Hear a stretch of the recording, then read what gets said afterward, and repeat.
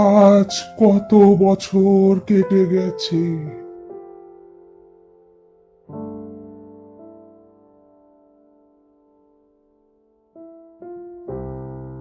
আমার মন বলছে উকিল বাবু, ছোট দাদা বাবু ঠিক বেঁচে আছে, ওর কিচ্ছু হয়নি। আপনি চেষ্টা করে দেখুন উকিল বাবু। রামবেলা, তুমি সাহায্য করো বিশালকে খুঁজতে। ওই মামা যদি প্রমাণ করে বিশাল মারা গেছে, তাহলে সব সম্পত্তি যাবে। একটা জিনিস আমার এখনো মনে আছে, দাঁড়ান, এই যে এই যে ছবিটা দেখুন। কিন্তু এখন 18 বছর পরে এই ছবি নিয়ে কি কেউ চিনতে পারবে? আরে উকিল বাবু, ছবিতে ছোট দাদা বাবুর গলায় যে লকেট আছে সেটাই খোঁজ করুন, তাহলে ঠিক পাবে। কি হলো রামবেলা, ওখানে দাঁড়িয়ে সময় নষ্ট না করে গাড়ি বের করতে বলো, আমরা বেরোবো। কি ব্যাপার অরুণ বাবু, যখন তখন চলে আসছেন, বৃথাই আপনি এসব করছেন বলে দিলাম। হ্যাঁ অনিমেষ, সেই চেষ্টাই করছি। খুব তাড়াতাড়ি খুঁজে বের করবো সেগুড়ে বালি।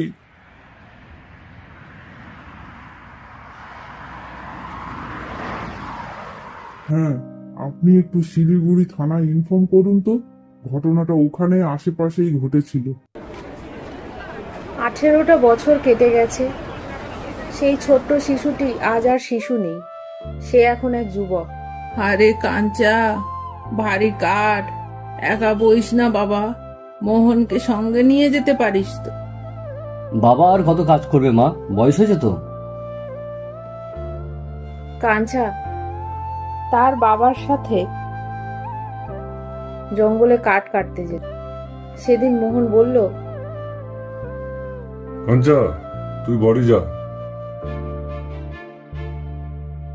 ঠিক আছে বাবা। আমি একটু নিজে শিলিগুড়ি বাজারে যাব।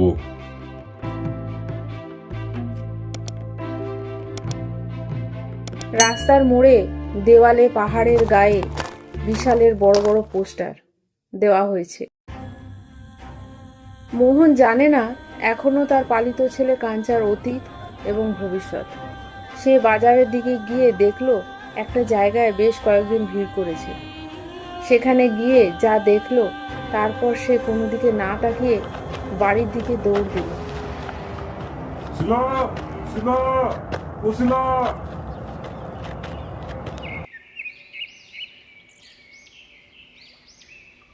কি যে হয়েছে লোকটার!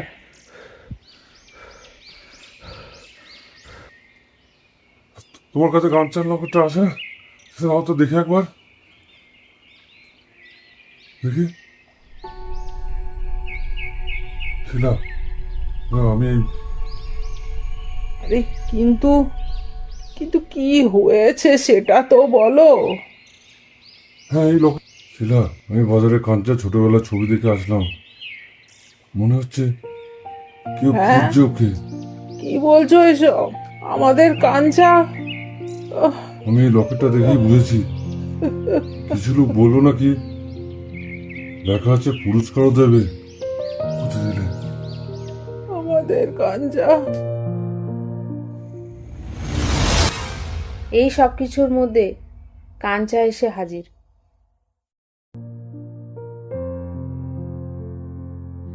কি হয়েছে তোমাদের? লকেট, পুরস্কার, কি বলছো?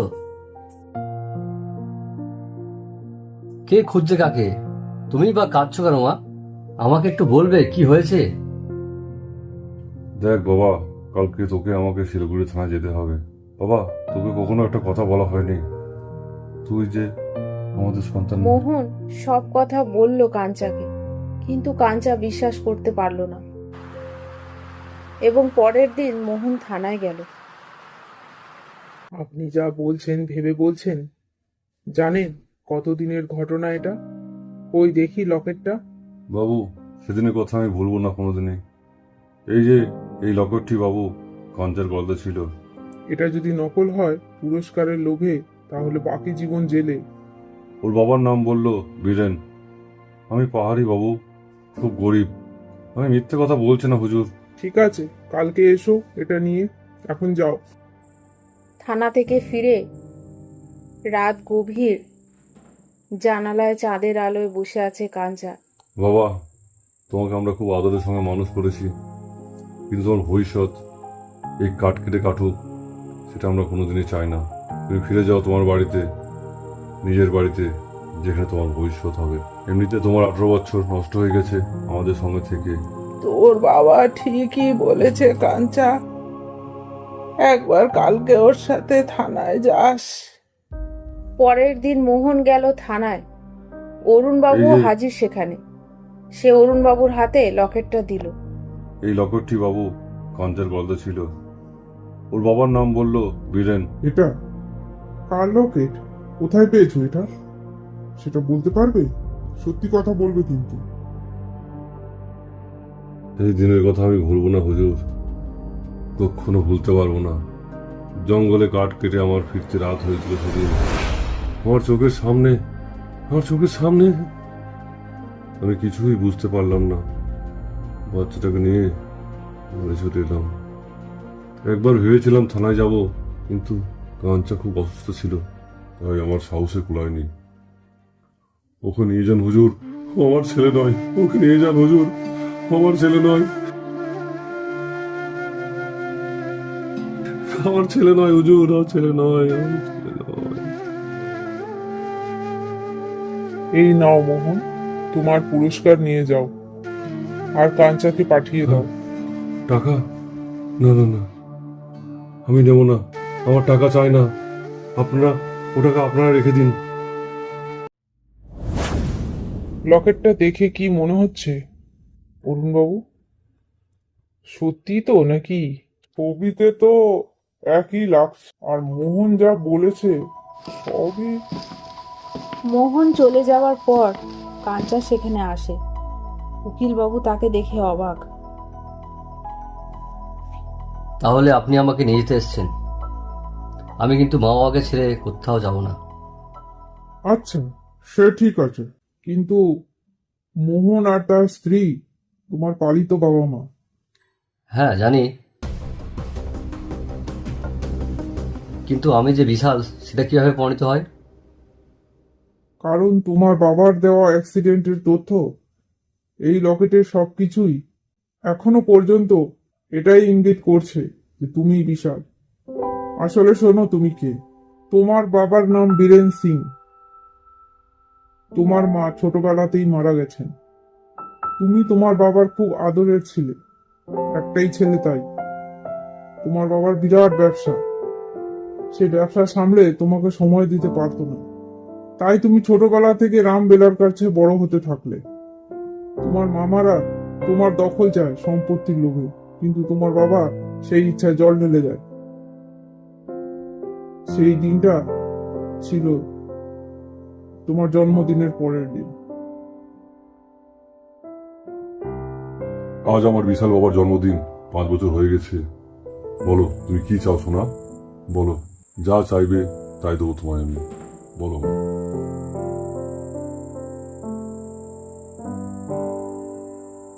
বাবা, আমি চাই তুমি আমাকে নিয়ে কোথাও বেড়াতে চলো, যেখানে শুধু তুমি আর আমি থাকবো। আমি তোমার কাছে অনেক গল্প শুনবো। রামবেলা শুধু একটাই গল্প বলে।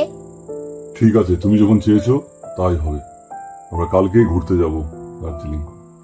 তার পরের দিনই সকালে বেরিয়ে পড়ে বীরেন তার ছেলে একমাত্র বিশাল, মানে তোমাকে নিয়ে দার্জিলিং এর উদ্দেশ্যে। তারপর বিকেলে ঘটে যায় এই অঘটন। মোহন ঠিক সেই সময়ের কথাই এখানে উল্লেখ করেছে। আমি কোনো সম্পত্তি চাই না, আর এতে প্রমাণ হয় না যে আমি বিশাল। একটা কথা জেনে রাখুন, তার জন্য তোমার আগে ডিএনএ টেস্ট হবে, তবেই সব প্রমাণিত হবে। তুমি সেসব নিয়ে কিছু চিন্তা করো না। বোকামি করো না বিশাল, তোমার মামারা ভালো লোক নয়, তোমার এত সম্পত্তির অপব্যবহার হবে। আমাকে যদি যেতেই হয় মা বাবাকে সাথে নিয়ে যাবো আমি। তোমার বাবা যে উইল করে গেছে, তোমার 18 বছর পূর্ণ হলেই তুমি সব সম্পত্তির মালিক হয়ে যাবে। যাওয়ার জন্য প্রস্তুত হও বিশাল। আমি কোথাও যাব না গো, এই ভাঙা ঘরেই তো প্রথম ওর হাঁটা চলা, হাসি, স্কুল যাওয়া সবই দেখেছি। সব স্মৃতি এই ঘরেই পড়ে আছে গো, আমি কোথাও যাব না। তোর মা ঠিকই বলেছে রে কাঞ্চা, বড়লোকের বাড়িতে আমরা মানতে পারবো না। আমাদের এই কুড়ে ঘর, এই পাহাড়, এই ভোর, এটাই আমাদের সব। আমি যদি তোমাদেরকে ছেড়ে একা চলে যাই তাহলে আমি আবার অনাথ হয়ে যাব মা। আমি সেই বাড়িতেই যাব যেখানে তোমরা আমার সঙ্গে থাকবে। বিশাল সবাইকে নিয়ে যেতে রাজি হলো। অরুণ সেনও অনুমতি দিল। তারপর তারা বিশালের বাড়ি পৌঁছালো। বিরাট অট্টালিকা দেখে সবাই অবাক হয়ে গেল। তারা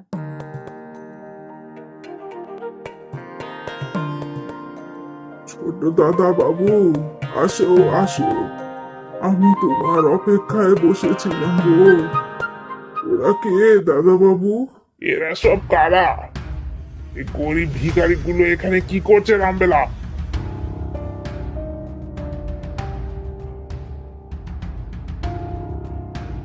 এই তো সেই বিশাল, যার সম্পত্তি আপনি এতদিন ভোগ করেছেন অনিমেষ বাবু।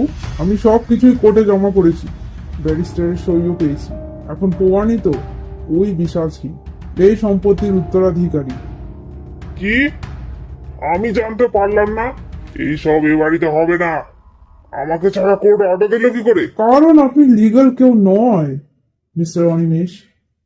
এই সম্পত্তি বিশালের অবর্তমানে একমাত্র সরকারের হতো। উকিল বাবু তো ঠিকই বলেছে। মামা, আমি আসলে বিশাল কিনা সেটা কোর্টে প্রমাণিত।